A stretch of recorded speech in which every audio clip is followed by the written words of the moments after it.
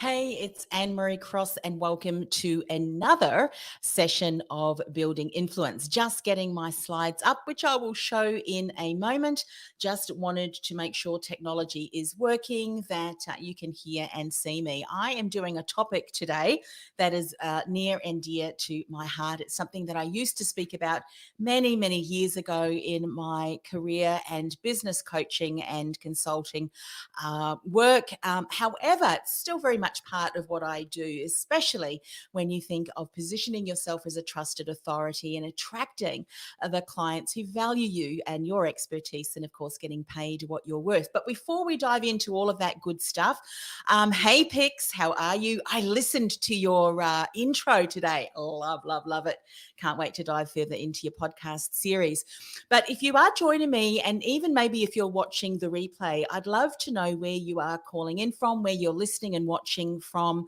Let me know in the comments below. If you are watching the replay, go ahead and give me a hashtag replay and let me know. By the way, this is a great community of people who are up to great things. So do me a favor and write who you are and what your expertise, what's your speciality, because you never know. Someone may stumble across today's training and you are exactly what they need. So go ahead. I give you full authority to promo yourself, pitch yourself, because you just don't know who you may able to support with your message. Okay, I'm going to dive straight in. We've got a lot to cover today, and I do speak quickly, so that is a good thing, but want to make sure that I cover everything today. So today's topic is all about how to break through and have an empowering mindset around money, to be able to get more clients and be paid what you're worth and be seen as a trusted authority for the work that you do. If this is the very first time that you are here, thank you. It's wonderful that you have the opportunity to spend some time with me.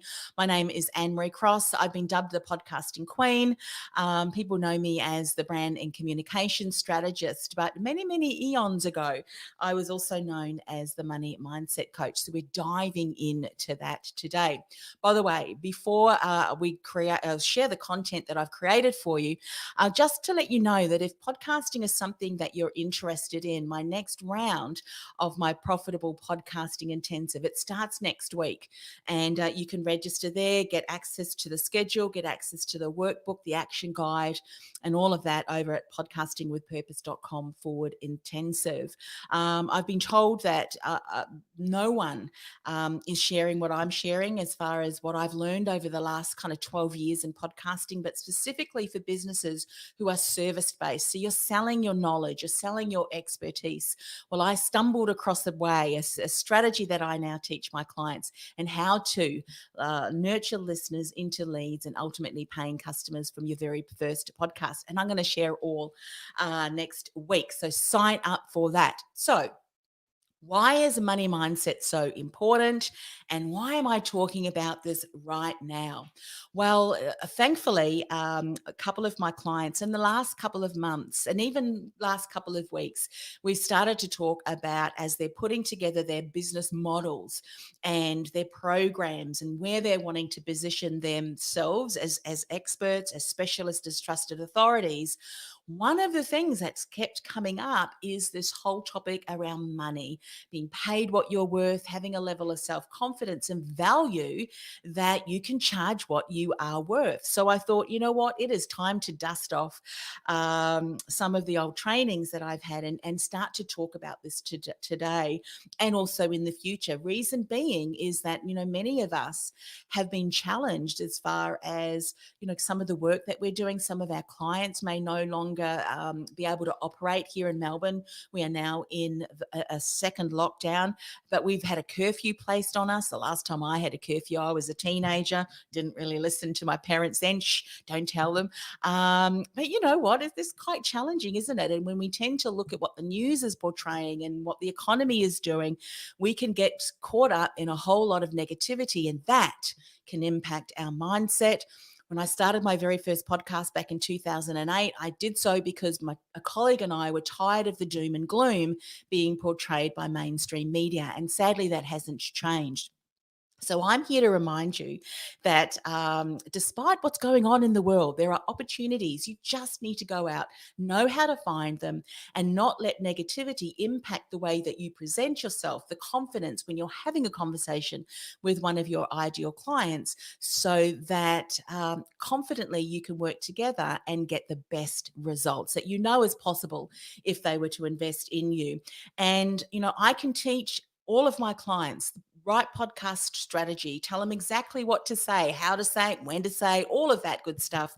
Yet, if they don't have the belief, if they don't have the right belief in self value, then all of the systems in the world is still going to keep them and prevent them from building a thriving business. You have to have the right mindset. I look back in my own story back in the career days. I mean, I won awards, I had certification after certification, yet something deep down inside me, I just didn't feel good enough or ready enough. And so it's been a certain journey of learning, which of course now I get to share with you. So that's why it's so very important. The first sale that you have to make is to yourself. If you do not see your experience, your knowledge and expertise as valuable and distinguishable, how on earth are other people going to be able to see that? It's going to be difficult for you to be able to portray that. And so that's why it is so very important. Let's have a look at the definition of mindset. And I love the way that the online free dictionary by Farlex determines it. And that is really, mindset is a habitual or characteristic mental attitude that determines how you will interpret and respond to situations. What's really interesting, and I've seen over the last couple of decades, that I've been in business and worked with clients and been mentored myself, is that you can get a group of incredibly talented, gifted, individuals around the table, and each of them got real strengths and knowledge and expertise to offer their ideal customers. Yet, for some reason, some of them just thrive and just continue to build their business from strength to strength. And then there's others that tend to struggle, yet they've got the same experience, the same qualifications, the same, all of the different things if we were to list them and compare them side to side. And it's like, why do some people thrive and others tend to struggle? And a lot of it has to do around mindset. So we're going to dive into that deeper. One of the things that one of my mentors, many of my mentors, which I have found to be true, is a statement that they've shared with me. And what you focus on expands. What you focus on expands. And I love this picture here, where really, what are you focusing on? And when it comes to money mindset and mindset in our business, you can either focus on some of the things that are mentioned here in the left column or the right column. Let's have a look at them. Are you driven by fear? One of the things that I tend not to do now is when any time something happens and the media picks up on it, that is when I know that I've got to turn it off. We tend to listen to the first 5 minutes, some of the main headlines, and then we switch it off, because the rest of it, we just do not want to get pulled down into the negativity and the innuendo. In fact, innuendo and hearsay, especially if it feeds and it seeds into people's fear and anxiety.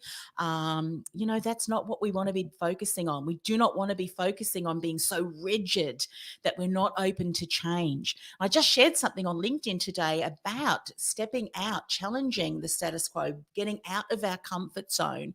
For many of us, our comfort zone is keeping us stuck, because it keeps us from playing small and getting out there and getting our message out in a much bigger way. So being rigid, especially when circumstances and challenges, and we're living in an environment and in from a worldly perspective, global perspective, I should say, that we need to think differently. And what's that saying? Get what got us into this mess is not going to get us out of this out and into innovation if we look at it with the same lens. So for some of you, you need to think about challenging the status quo and doing something differently. One of my clients posted something last week and I loved it. She said, "I'm repivoting my pivot." As entrepreneurs, we need to do that. There may be something that you need to now look at, because that's going to get you through this next season. Are you looking at limited resources? Are you looking at problems? Are you focusing on what you don't have? Are you focusing on I failed again, or I can't afford it? Or are you looking at it through the lens and focus of you're taking action with hope and faith? Sometimes we launch something as entrepreneurs and this whole failing again, guess what? I can say that I did fail forward. My worst business failure ever, which I thought was going to destroy me, was actually the best thing that ever happened to me, because it was a huge wake up call. And I've changed so many things in my focus and where I really putting, what's so important to me. It's very different from what it was back then. Are you flexible? Are you open to change and trying new things, even if you know that it may not work out the way that you wanted to? Because there are lessons in the learnings, there are opportunities in the learnings, but not if you're not willing to take action and challenging the status quo. Are you just helpful, or are you confident and just what's the word that I'm looking for? Where it's okay with the limited resources that you have available. Some of the people in my podcasting course, they say, what microphone do I need? Have the microphone that's available for you right now. You don't need to go out and get an expensive microphone. You can use your headset. And so be mindful that you are just happy with using what's available to you. Focus on solutions, focusing on blessings and wins, even if they're only small. For those of us who are faith-based, we know that if we're not able to steward the small, we are certainly not going to be able to get the plentiful if we're not stewarding appropriately what we have been given, even if it is really small. And I remember sharing a story once where someone bought an ebook many years ago in the career industry, and it was $14.95. Woohoo, made a sale. But did you know that that sale turned into a multiple $1,000 package because someone read the ebook, and then through the months decided, you know what, I'm now ready to make a move. What's the best way to do that? So celebrate the small wins, the ebooks, even someone who has become part of the community and may not yet have invested. Celebrate that, because when we think of what's going on in the world today, someone's attention, someone's focus on you is worth celebrating, because there's so much noise and clutter online. What about learnings and possibilities? Are you focusing on that? And are you also focusing on the steps that you're going to take that enables you to invest in your future? So very important.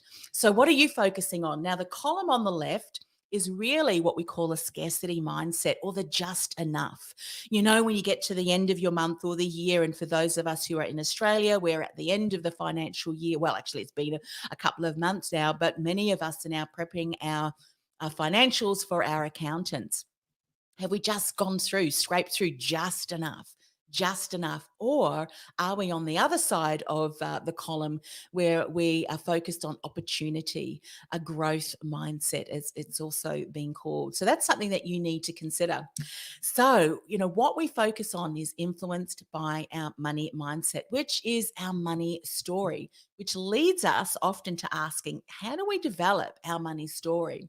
So that is developed through what we saw and what we see and what we hear growing up, often to do with our parents' money stories. And that can influence, sometimes in a not so positive way, often in a not so positive way, because that then becomes our money blueprint. And how do you do money? Some people are very careful in their approach. Others tend to kind of, money slips through their fingers. Everybody has a different approach. And that is often developed by what we saw and what we heard growing up. So, what did you hear about money when you were growing up? What did you observe? And how is that impacting your relationship with money today? That's something that we need to consider, because often what will happen is there's two things that often can happen. We can either rebel because we think there is no way. I was a bit of a rebel, still am actually, and I thought, my parents were very careful with their money, and money story that I will often share is, I remember when I was about 10, 10 or 12, my parents were celebrating a milestone in their for their marriage, and they were having a gathering, and I wanted to get a new dress. And I remember my mother saying to me, "You've got so many dresses." And one of my sister-in-laws actually spoke to her, and they decided after that that I would then be given access to pocket money, and I would be able to, yeah, invest in my own clothing. And boy, did I invest. But anyway, just sharing, that kind of, I was, um, took on a money mindset, a blueprint that was very different from my parents. If I wanted a dress or something that I wanted to make me feel special, then I would go and invest in that. So it was kind of very different. I've had clients who have seen their parents struggle when it comes to money. So they've gone the opposite, being very mindful about what they invest in.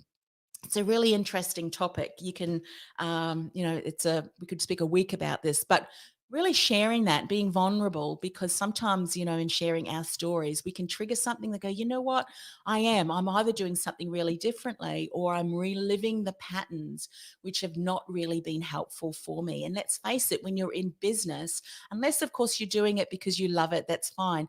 But there is revenues to be generated, there are bills to be paid, there are team that you want to be able to invest in as well. And so that's really important if you're struggling to generate money, and that may very well be because of your money mindset.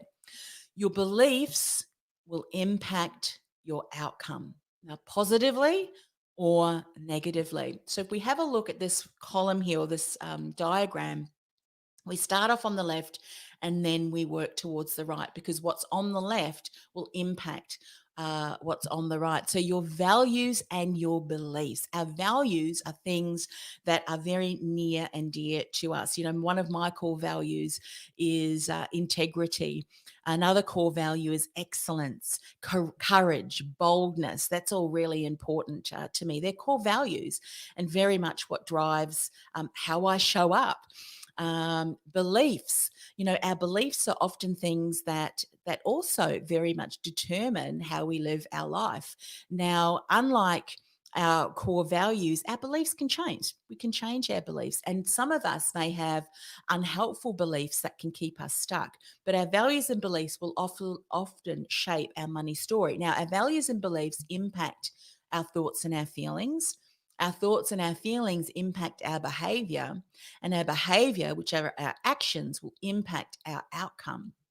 So often what I see happen is when businesses or even individuals, they want to change an outcome, what they tend to do is they tend to work on behavior, the actions.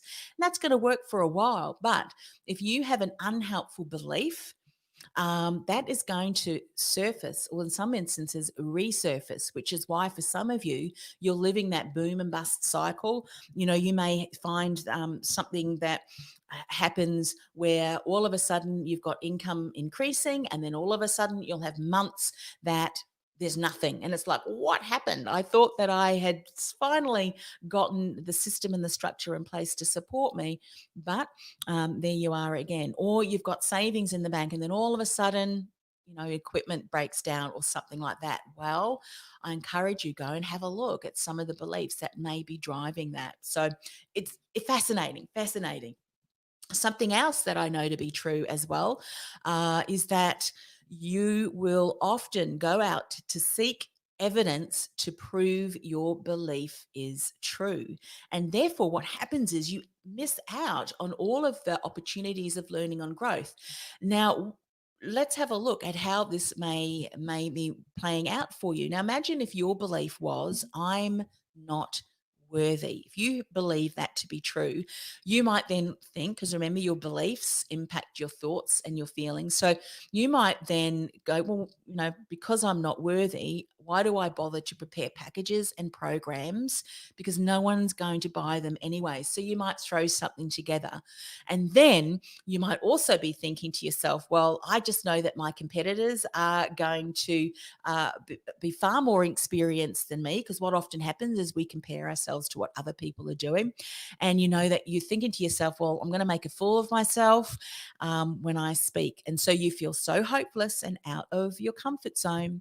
And what happens then? Well, that that belief of I'm not worthy impacts the way that you're able to build rapport. And in this instance, you're not able to build rapport. You're not noticing for the cues with your prospective customer to ask good questions and kind of dive into that. And you start noticing that you're stumbling through your conversation. You ruin all of your chances of impressing your prospect. You receive a no thanks. And guess what? You've just confirmed to yourself that you are not worthy. And this is where we get the self fulfilling prophecy of I'm not worthy if we're not careful and if we're not willing to challenge that belief. Because if you were to go back through all of those different stages that I mentioned, you could have a very different result if you start off by looking at, well, maybe if I tweak that package, because if I'm really honest with myself, I haven't spent time really focusing on what is my ideal client struggling on or with. And I haven't really put together a package that is going to support my clients in the best possible way. And I'm not able to talk about it comfortably. And I'm actually trying to validate that I'm worthy without listening, without that listening to where my client is and asking really good questions and being with the client there as they're talking about where they're struggling with in their business. And so, you can get a very different outcome if you're willing to be curious, but you're not in this instance, in this example, because, that belief is driving you. Now, let's change that. Let's flip that over and have a look at someone whose belief is, I'm worthy. I've got great value to offer my clients when they work with me. So, what you do end up doing is you do prepare packages and programs with information and solutions that your clients love and will support them in generating the outcomes that they're looking for. You're able to differentiate yourself well from your competitors because you realize that there is no comparison. When you are playing in a field with a category of one, because no one has your story, no one has overcome the challenges that you've overcome or put together the systems and the structure and so forth. No one. No one has your attitude. No one has your approach. No one has your voice, individual fingerprints. No one has your uniqueness. And once you recognize that, then there is no competition. So you feel confident, you feel comfortable when you're talking to your prospective client in the way that you share information, you build rapport, you listen and respond to their needs, and you're able to answer that. You're able to, confidently have that conversation. You demonstrate really effectively the outcome that that prospective client is going to achieve. You receive a when can we start? And guess what? That confirms and proves your belief is true that you're worthy and clients value the offer that you offer them. Now, which do you want to be? The one previously or this particular one? I know the one that I certainly want to be. Before we dive into some other things, there's especially around money mindset. One of my mentors once shared with me that there's 5 categories of money, which is really interesting when you kind of segment them into these particular areas. So the first category is income, and that this is really the income that you generate through the services and the products that you sell. That's the first category of money. And you may find that one or maybe a couple of categories is where you specifically struggle with. And often when we look at the topic of money, we look at it in its just as a money, but there's actually categories of money that may be stopping you from really generating the outcome that you want. Then there's the category of savings. So for some people, they don't have problems with generating income. They have a problem with saving it and putting it away for a rainy day or saving up for to invest in things that they need or things in their business or personal life, or for some of you who are funding different missions and things like that. The next category is debt. Now there's good debt and then there's not so good debt. How do you know which is which? How are you feeling when you're looking at that debt? Does it empower you? Do you know that it's a stepping stone to greater things? When you look at that debt, it feels heavy. You're like, that saying, I feel like a weight of debt is on my shoulder. So that's another category. Another category of money is income and wealth goals. For some of you, when you think about setting goals, it's like, I don't want to set goals. Why do you want to not set goals? Because when you set goals and you don't achieve them, Doesn't feel good, does it? So there's that one. And then there's toxic money. What's toxic money? Toxic money is often money that you need to rely on to support you, but thinking about it makes you feel sick. And I'm sharing that because for some of you, you may be in a situation now where your business has had to close down. And you may be finding that, some of the government support now is getting you through, it's seeing you through, and as you see that, it makes you feel sick because it reminds you of where you're not, or that you're not able to be in business. Toxic money can often be, it's any money, it's any income that's derived from a source that makes you feel ill. Toxic money, that's why it's toxic money, because it doesn't feel good.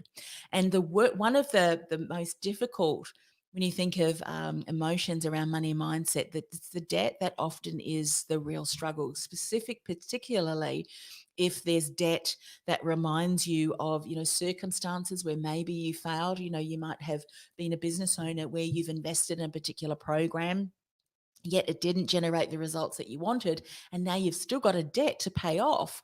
And it reminds you of another time that you invested in yourself and it didn't work. So just sharing that, because again, there may be instances in your life where some categories of money are working really well, yet others aren't. And what we want to do is to ensure that the beliefs that you have around that is not going to encroach, and continue to encroach as you move forward in building your business. Okay, so I want to share some practical outcomes of how this can play out when you don't have a belief that is supporting you, a helpful belief. So let's have a look at a belief that where you're not valuing your services, because remember, your belief impacts your thoughts and feelings. Your thoughts and feelings impact your behavior, your actions, and that's going to impact your outcome. So not valuing your services, so an unhelpful behavior and habit means you're not charging enough. Sometimes when working with clients, it's like, well, maybe I'm just going to put this amount on the pricing because I don't value no one's going to pay that amount. So what happens is you may be delivering programs where in effect you're undercharging by $300, which may not seem a lot, but let's have a look at this and how this adds up over time. So think that you're charging $300 undervalued for one client, that's $300, but then you charge that across five clients, that's $1,500, and over 12 months that totals $21,600. Now that's just one impact. If you don't value yourself, you may also intolerate team inefficiencies. What do I mean by that? Well, the unhelpful habit is that you might have a web designer or someone on your team that don't fulfill their obligations to you. So what you're doing, and let's put our hand up if we do this. I've done this over the years. We go, well, I'll just go in there and tweak it. I'll just make sure that that's better. It's okay. It doesn't take me that long to do it anyway, because rather than going back to them and saying, hey, can you fix this? I might as well do that myself. But the impact of that is, if that happens over a time, even if something doesn't just take 5 minutes. In fact, I think neuroscience and studies have shown that um, interruption in your day, even if it's 5 minutes, someone popping their head around the corner and saying, hey, have you got, kind of just want to ask you something, or in this instance, you're fixing mistakes of your team, it takes 20 minutes, if not longer, if ever, to get back into the zone where you're really working at a highly productive and efficient level. So what happens is you're not inefficient, you're not spending time on a task that's using your best use of time. What is that best use of time? Creating podcast contents, doing lives like this. What else is there? Having conversations with prospective customers, or having the time to be able to take on an additional customer. These are all opportunities and areas in your business that only you can do. You can't hire someone because they don't have your voice. You can't hire someone to work with you unless, of course, you have a team that's going to support you in doing that. And it also impacts the onflow of your business. So let's have a look at that cost. Now you might say, well, my web designer doesn't cost very much, but your time, what you would charge out. So you might say 3 hours over a month of all the mistakes that you're fixing might turn into $93. Just say that you charge per hour. If you do, you need to increase your prices. Let me just say that. But that calculates to $279. Maybe you do 10 hours, and that means, or you might not be working with 10 clients who you might be charging $600 a month for. That's $6,000. Your higher level client packages might be $1,500. See where I'm going with this? This is just an example, but you can see the impact and the cost to you and your business. Now, imagine that that's happening a number of times over the 12 months. That could be totaling $27,837 a year for those 12 months. Here's another one, another what I call money clutter that will often happen. And that's not sticking to the boundaries with demanding clients. So, an unhelpful habit could be that you drop everything to the demands of your clients and you go way and above what the contract and what you'd signed to do. Now, there's nothing wrong with doing that if you're happy to do that because you've got a bit of extra time, you love working with clients, and you're over delivering. That's fine, providing excellence and over delivering because it's a decision that you made. But if it's coming from being forced to do that and you're spreading yourself too thin, then that is when it becomes that unhelpful money mindset. So what happens is the impact, you're not being paid for the additional work or the VIP attention that you're giving them. You're not spending time on other revenue generating tasks, or work with your other clients. You're stretching yourself too thin because you are buckling to the demands of that client, the client who's not paying you what you are worth. And of course, what ends up happening is you feel drained emotionally and physically. So we can cost that. We can put a cost to that. And the cost to that could be, $150 if that's what you're charging, and you're spending an additional 3 hours of unpaid work that you could be working and helping a client who values you, which could be $450. Now, imagine you're not able to spend that time on a high level client for a VIP package. And you can see again over time and over 12 months could total $9,450. Now, if we add all of those three things up, and I'm sure if we were to go through and do a bit of an audit in your business, there are different money leaks. There are different, what I call money clutter or money leaks that are hemorrhaging in your business. And that would be a total cost to your business of $58,887. Now, wouldn't that be better in your pocket than of money that are just slipping through? All because there are unhelpful habits and unhelpful beliefs around money. So be mindful of that. Okay, so just to recap on that, remember that your beliefs impact your outcome because your beliefs and values impact your thoughts and feelings. And what are you thinking about charging what you're worth? What are you thinking about stepping up and speaking to more high level clients, about putting together programs that are going to position you in front of decision makers that have far more assets and capital to be able to afford you? How's it impacting your behavior? Are you positioning yourself, putting yourself forward? And what outcomes are you generating? So I'm going to leave you with these three questions to consider. What beliefs or money story did you hear growing up? How is it stopping the growth of your business? And what are you willing to do to change this? Are you going to do the same old, and get the same old results, but hope that you're going to get a different result? You won't. You won't. You've got to take the action to go and identify firstly what beliefs keeping me stuck, what do I need to change, and then have that flow on effect, as well as putting good strategies and principles in place that's going to build out the business model that's unique to you and the message that's unique to you to get out in front of your ideal clients. So important, especially now that so many more people are working online. But you don't have to do that yourself. In actual fact, I'm dusting off, as I said earlier, a package or a program. I've revitalized it a bit more with things that I've learned over the last kind of 5 or so years. But this is what we're going to cover. I'm going to give you the link because I just want to mention it because I know some of you, it's an easy yes, I need this. 5 weeks starting end of August. We're going to talk about What is your money archetype? This is often your money blueprint. We're going to talk about some of those money blind spots and bottlenecks and get them out of the way once and for all. We're going to talk about your abundant financial future, which is really setting the pathway that you can continue to walk out as you move forward and build your business in 2020 and beyond, even though it may have been a challenging year. In fact, in 2008, when I mentioned I started my first podcast, The Global Financial Crisis, my then mentor, who I learned a lot of this from, it was the first year she made seven figures. And she's continued to do that in an economy where many industries, many businesses were closing down, all around what I've spoken about today. We're going to talk about the time and money traps. These time and money traps are going to be very different depending on what your money archetypes are, your style, your approach. So one size does not fit all, which is why we really are seeing this through the lens of who you are and your money archetypes. We're going to give you some practical pricing, money tools, and tips so that you no longer have to struggle with, well, what am I going to charge for that? What are people going to pay me?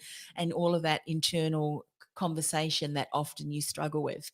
I'm going to clear that money clutter in the bonus training and overcoming failure and disappointment, which was a huge aha and learning that I had as well. So those are bonus trainings.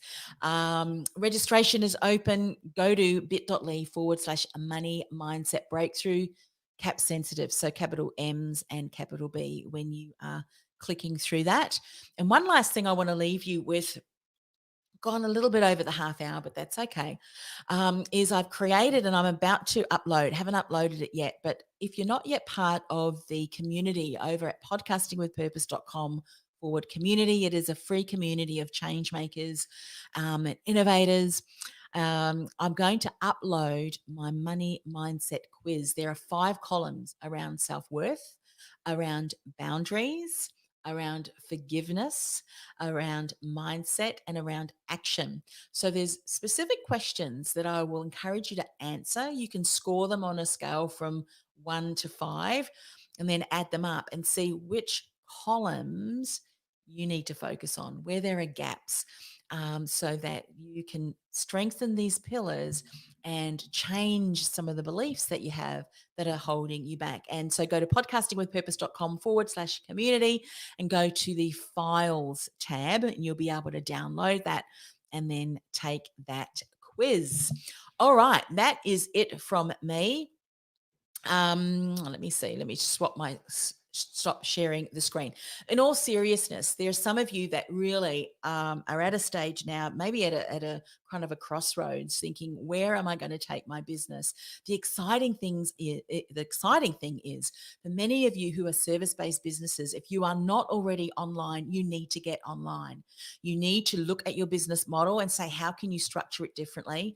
You may need to look at what you're offering and maybe kind of jiggle and create different offerings that may allow people to step up, particularly if they're not yet as able to step up into your high level programs. So there's different ways that you can structure your business model to see you through the season, but it's going to be virtually impossible for you if you're stuck with the same limited mindset around beliefs, around self-value, self-worth, what you have to offer, particularly around the money mindset. So I really encourage you to check out that program if that's a good solution for you as we finish out the rest of the year and really hit the ground running in 2021.